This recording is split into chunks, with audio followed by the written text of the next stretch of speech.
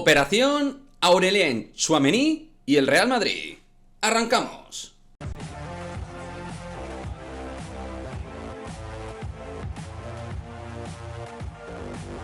¿Qué pasa, chicos? Muy buenas, bienvenidos a otro vídeo de Madridismo al Día TV. Antes de ir con todo el asunto de Aurélien Tchouaméni, recordaros que en las próximas horas tenemos abierto el sorteo para ganar dos entradas para el encuentro de este próximo día 12 de mayo a las 9:30, partido entre el Real Madrid y Levante. Dos entradas que sortearemos.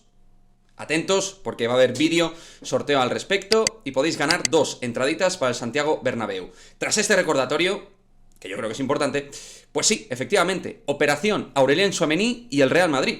Y es que el Real Madrid, ya sabéis que, en teoría, desde hace varias semanas, tenía cerrado un acuerdo preferencial con Aurélien Tchouaméni. ¿Recordáis aquel viaje que dieron por confirmado distintos medios, periodistas, gente cercana a la información Real Madrid, como Ramón Álvarez de Mon, donde Juni Calafat viajó a Mónaco para cerrar con el entorno de Aurélien Tchouaméni un acuerdo preferencial? Operación similar a la que se ejecutó, por ejemplo, tiempo atrás con Eden Hazard o Ferland Mendy.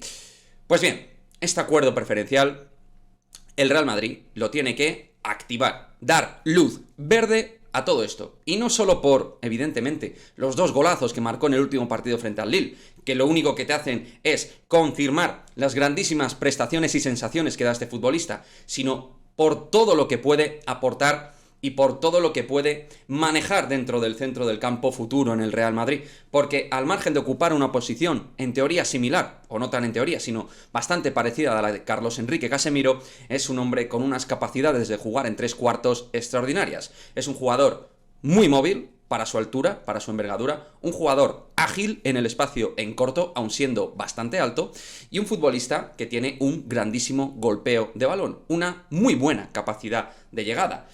A todo esto tú le sumas Valverde, Eduardo Camavinga, más lo que puedan seguir aportando los veteranos, la CMK, y la verdad es que sería el mejor centro del campo del mundo.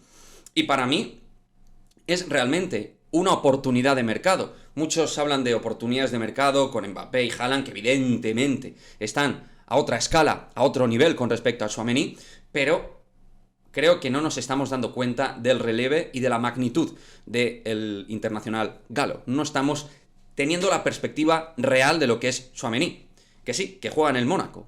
Y el Mónaco es lo que es, con la exigencia que es. Pero lo que se palpa, lo que agita este jugador cada vez que toca el balón, son cosas especiales. A mí me gustan este tipo de futbolistas de última generación, físicamente contundentes, potentes, pero que al margen de todo eso son buenos en conducción, buenos en el slalom en corto, capacidad de generar contragolpes, transiciones, muy Real Madrid todo eso, capacidad para hacer mover y circular el balón de lado a lado, con desplazamientos en largo, que no voy a decir yo que sean nivel Toni Kroos, pero desde luego lejos no está del actual Toni Kroos en cuanto a esa capacidad para maniobrar y dar pases de lado a lado, y es que es un jugador muy completo. Es decir, si alguien piensa que Tchouaméni es simplemente un centrocampista defensivo, que desde luego en las coberturas y trabajo de oficio defensivo es extraordinario, pero si piensa que es solamente y exclusivamente eso, está muy equivocado. Estamos hablando de un jugador con un ancho de crecimiento tremendo y con una capacidad en la fase ofensiva muy alta para poder ayudar a la gente de tres cuartos y a la gente de ataque.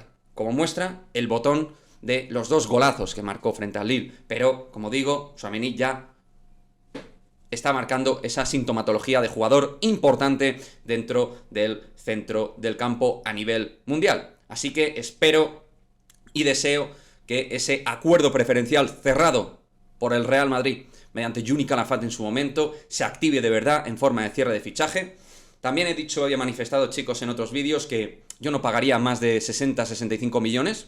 Es decir, también creo que el Real Madrid tiene que tener bien estructurado su cuadro presupuestario a nivel de fichajes también, y eso lo tiene que seguir cuidando, por supuesto, pero yo creo que es una operación que se podría hacer, que negociar con el Mónaco no creo que sea el club más difícil. Es un club con un perfil bastante vendedor tradicionalmente, y me gustaría que el club apostara de verdad, incluso saliera o no Ceballos, o sea, creo que hay que hacerlo.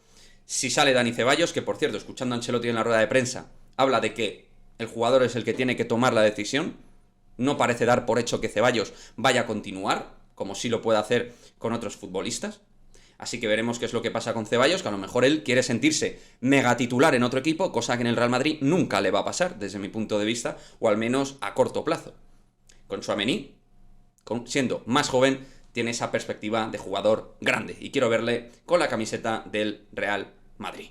Me gustaría, chicos, leer vuestros comentarios al respecto de Tchouaméni, si consideráis que es necesario, si no, si el Real Madrid debe atacar esta operación, cerrar este acuerdo preferencial en forma de fichaje, si consideráis que hay que apostar por Ceballos y por lo que hay, que con eso vamos y tiramos perfectamente. En fin, como siempre, me dejáis vuestra opinión y nos vemos en el próximo vídeo.